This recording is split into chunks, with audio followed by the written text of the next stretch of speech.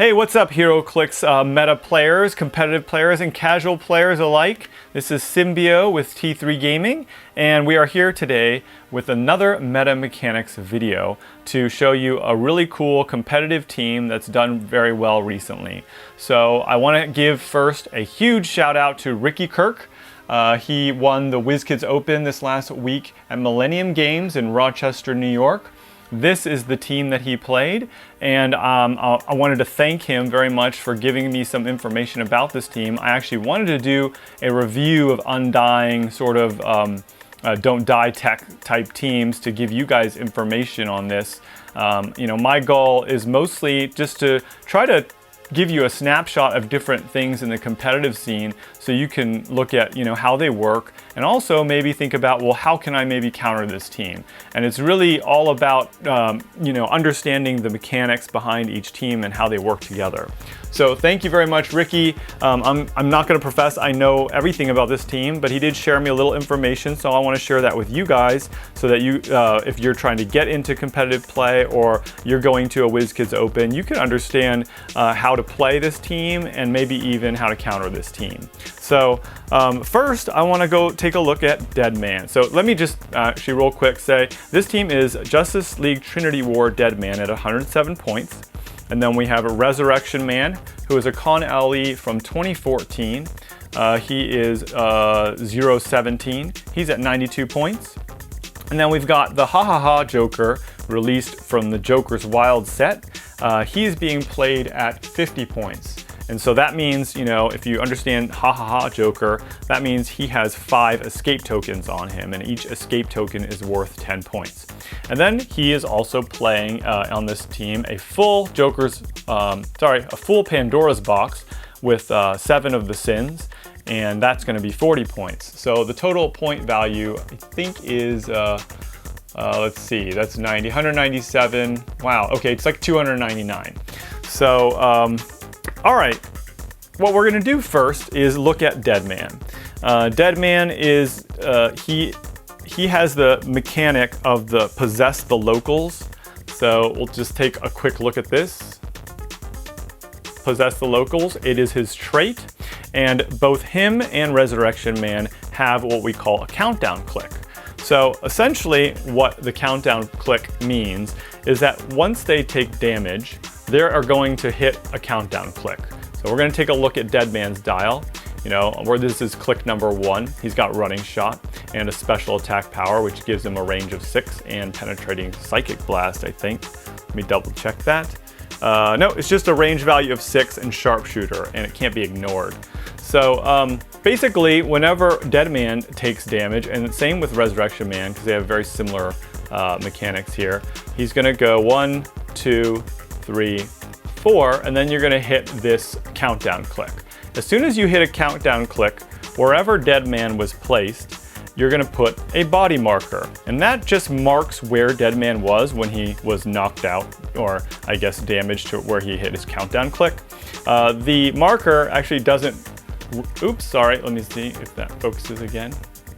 The marker actually doesn't represent anything other than where Deadman is going to come back in when he reaches his countdown click. And so once the countdown click appears, Deadman is going to be removed from the map with whatever action tokens he has on him, and you're going to take him off and put him on the card. And then at the beginning of your next turn, you will then, let's go back to the dial here, you will then click it once. And so now it's showing the 1. And then the next turn, at the beginning of your turn, you will click it again. And as soon as the combat values appear back in there, a countdown click, you'll replace the body marker and put Deadman back in the square. At that time, now Deadman's trait says that when he's put back on the map and you remove the marker, he can't be given any non-free actions that turn. So he can still be perplexed.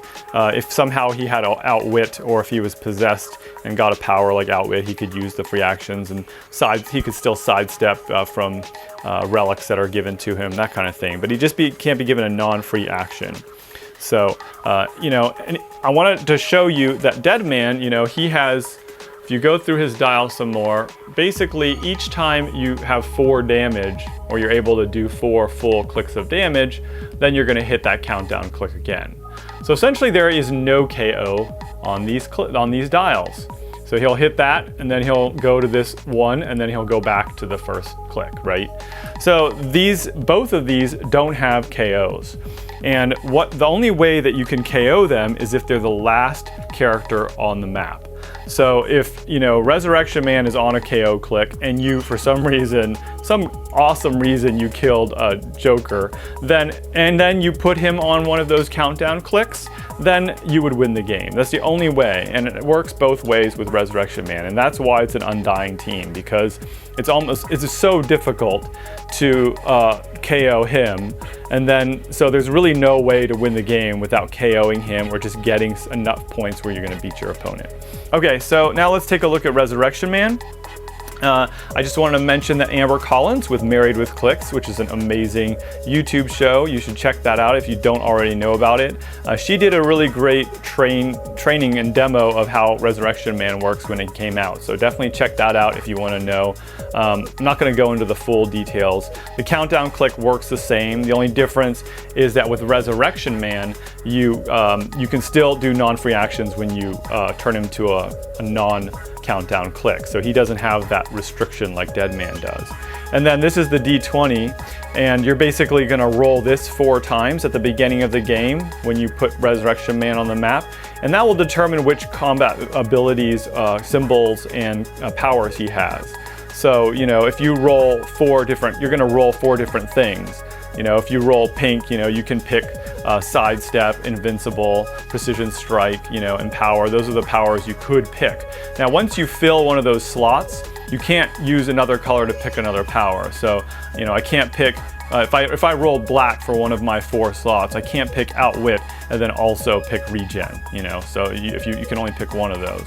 Now, if you roll one of these combat symbols, then it lets you pick one of those types of symbols, like improved movement or improved targeting, and that's what you would have. Same thing with a damage symbol. You'd be able to pick micro size, standard, or giant size, colossal, that kind of thing.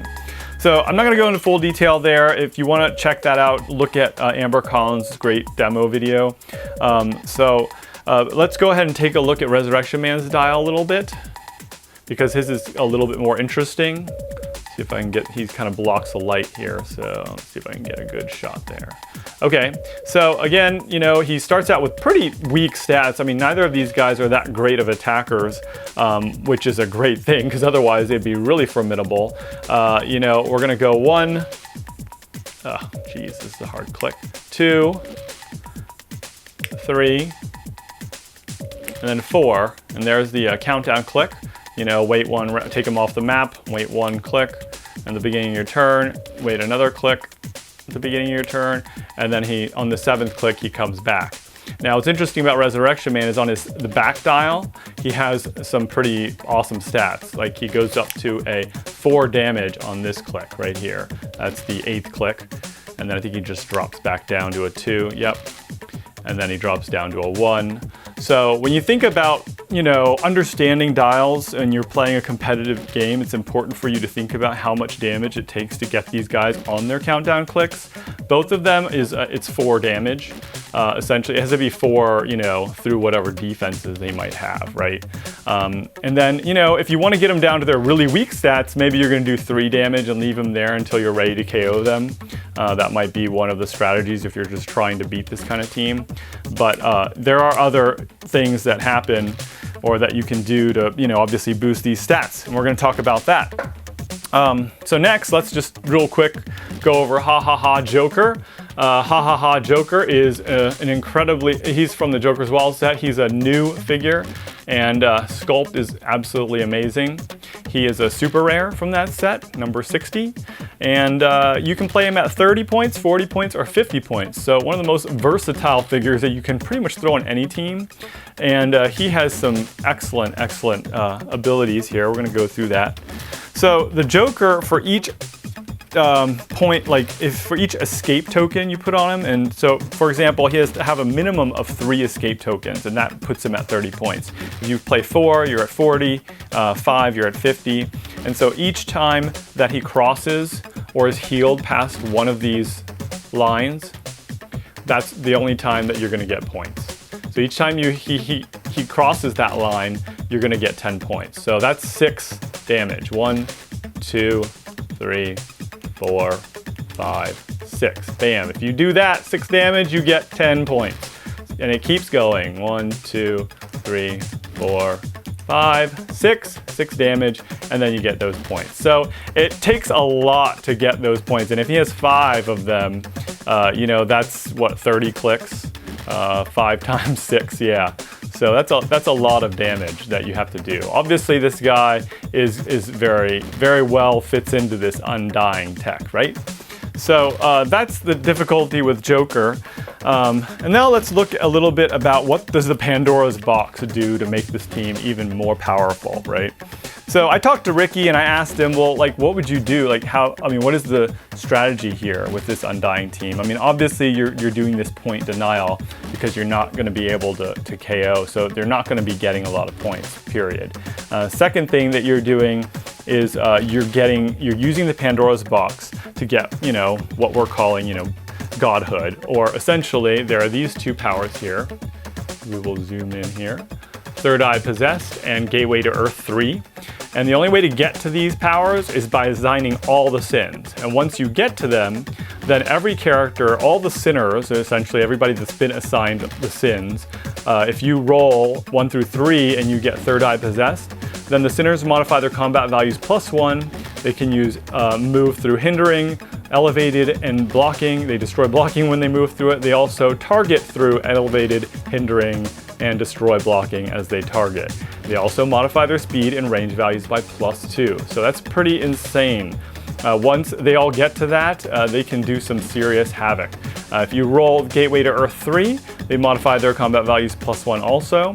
And they get to use the Mystic's team ability. So every time you damage them, you're taking a damage. So you can imagine how horrible that is when you're just trying to kill this Undying team and you're just taking damage every time you hit them for 1. Once per game, you also get to choose a DC team ability, and the sinners get to use that team ability. So they can, and obviously they got Mystics, but you can pick all kinds of other team abilities. I'm pretty sure you can actually pick Quintessence. Since it's not copying a team ability, you're just picking it. So that will be pretty awesome. So Ricky said that what he was trying to do was, get to that. That was the main strategy. So once they got to that, then they were able to do a lot more damage, right? I mean, it's not that they can't do damage, they just don't have the greatest stats from the get-go. And, some people have talked about playing ID cards on them, and the problem with that is that you play ID cards and you're giving up points. If you're not going to necessarily get a lot of points with this team. So if you play ID cards and you're tempted to call them in, that's 5 points you're giving away to your opponent. Same thing is that you could, some people, I think somebody also played a similar team and they put Proteus onto Joker, or Proteus can also go onto Resurrection Man, and because he's never KO'd, Proteus never comes out, and so he never goes to anybody else, and that just +1s all his combat values, which then gives him an 11 attack, 2 damage, and even on that one click we showed you, he could get 5 damage with an 11 attack. Pretty nasty, and you can imagine if you do luck out and roll Pulse Wave or Running Shot, you're going to be, wreaking some major damage on somebody. The problem with, of course, running Proteus on any of these is that that's also points that can be given up. It can be given up either if somebody hits you with a Firestorm ID card or Firestorm's on the team. He's the Con LE Firestorm, where he basically, does no damage but then can remove an equipped object. So the same thing with the new super rare Leo from TMNT3. If he hits you and you have Proteus, or if he rolls off and he gets higher than you and you have a Proteus on, bam, that's gone. Now, we're not sure about the points yet on that, whether you actually get those points or not. Anyway, so let's go ahead and go through what would you do like with this kind of team? How did Ricky play it? And so what he did is the first turn he would basically give Joker Lust, which gives you combat reflexes, plasticity, and sidestep. So, you know, you're going to give him plasticity so that it's easy for him to break away whenever he needs to. And also, he's just going to base people, right, and hold them down because you're never going to go through all those clicks, right? So that's going to be the first thing he does. And then the second turn, and he also mentioned that at that point he would maybe move Deadman really far up there to start, you know, bugging people, maybe trying to get some damage out, you know, getting him as far out there and keeping Joker back as far as you can, because those 10 points, even though they're hard to get with 6 clicks of damage, that's still 10 points that you could give up to your opponent. So the next thing he'd do is assign Wrath to Deadman, which would give him willpower so that he could, you know, do a lot more work. We're not going to do the close-ups because everybody knows what those do. Third turn, he would assign Envy to Resurrection Man, gives him Energy Shield and Sidestep, and then also, because his attack values aren't that great, he would be able to replace his attack values with whoever he's attacking. Next, he would give Sloth to Joker, and Sloth would then give him a +1 defense, which would get him at 18 because Joker has a 17, basically his whole dial. And then he would also be able to heal, so he'd have more control over healing the Joker. The Joker still has that beginning of the turn healing or damaging ability that allows him to control where he is on his dial. So that Sloth just makes it even better. And then he would put Greed, I think, on Deadman, and then Gluttony on Resurrection Man, or whoever. At that point, once you've assigned 6, then you can pretty much throw Pride on whoever you want and then get to Godhood. And he said, Ricky said that he pretty much got to that every game. So that's pretty amazing. And that just shows you, you know, even though they're off the map sometimes, you're still putting relics, like you can get relics on them when they come back. So it's pretty fast to get it up there. I'm not sure if he actually uses much of the Vagaries dial when he's assigning, but he might. And anytime, you know, if it were me, I'd probably pick the Path of the Hunter, which would give you, you know, prob at some point. I think that's probably one of the better dials, and then you could get Running Shot. So when you do have 2 assigned, you might be able to, you know, get off some more damage. But the goal is to really get up to that last click. So this click right there, you know, that's what you want to get to with the full Pandora's box.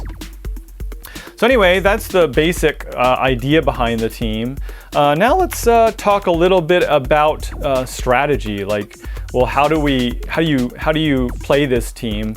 And as we talked about with Ricky was telling me, is, you know, you would basically try to protect the Joker as much as you could. Get to Godhood so that you could shoot through everything, see through everything, and get Mystics, team of, you know, Mystics, and then, you know, that's how you could do damage. Now, these guys could still do damage. If you roll good powers on Resurrection Man, you could do a lot of damage. So, you know, once you get to that point, you are pretty much free to go out there and start wreaking havoc. He did go to roll off, I think, in one of his games. So, you know, that is a possibility. But, you know, I think with so much flexibility of powers, like Joker has Outwit, he's got Poison on one of his clicks, he's got Close Combat, I think he has Exploit on one of his clicks with Blades. You know, you could do some damage with this team for sure. So how would you maybe counter this team? Well, that's a really good question, because honestly, I've been thinking about it myself, and there really is not a whole lot that counters this team, at least not right now in the meta. I think that if you were to play against this team, you would really need to try to go after the Joker, and only go after these guys if they're bugging you to the point you need to get them off the map. And you might even decide to go after him and, you know, do 6 clicks of damage, get 10 points and try to run away, or try to get in a situation where you can keep them from doing damage to your team, maybe barrier, that kind of thing. The other thing is there are some counters that kind of do enough damage that maybe you can take out Joker, and one of them is, you know, the Doc Ock LE figure right here. He's one of the LE figures. He has the ability to you know, use these tentacle tokens that give him flurry for each tentacle token removed. So that's essentially 4 attacks. And so if he does 4 attacks with his lock damage of 3, you know, that could definitely get some points off of Joker. And Ricky said that he definitely practiced against that quite a bit so that he could understand how to you know, how to counter the Doc Ock matchup. So that's one possibility. We also looked at, you know, I was also thinking, well, maybe what about Shang-Chi? Shang-Chi, this is the Did I say Con LE? Doc Ock is not a Con LE, he's just an OP kit LE, and so is Shang-Chi. This is the OP kit Shang-Chi, and he is, let's see, from 2016, number 11, and he has a 12 attack on his top click, and he has a special attack power called To Fight is to Thrive. He can use Precision Strike, give Shang-Chi a power action to make a close combat attack. His damage value becomes 1 and is locked for this action. During this action, each time Shang-Chi hits and the attack's resolve, you may make an additional close combat attack against the same target, modifying his attack value -1 for each hit until actions resolve. So, what that essentially means is that he can keep attacking as long as he hits, except he's to minus his attack each time he does. Now, one of the tricks around that is outsiders. You outsiders him, he keeps that 12 attack. You know, it can't be increased, you know, there's no way to perplex it up, but he keeps that 12, so you could potentially keep hitting 5, you know, because Joker has 17, but you'd have to hit that quite a few times to KO the Joker. You could call in Shang-Chi, as that's probably the best thing, is to use a Shang-Chi ID card, but because you probably wouldn't play him for 76 points. I think he only has like 4 clicks. So that's another possible option. Anybody who does like charge flurry and can do multiple attacks is going to be a good counter to Joker. But still, you know, you're only going to be getting very few points. But once you're able to get him off the map, then you can start going after these guys, you know. So I think that's pretty much it for today. Like I said, I haven't played this team yet, so I can't give you some, you know, more map-based strategies. But you know, I know that what you're going to try to do is stall a little bit so that you can get your guys to godhood on the Pandora's box.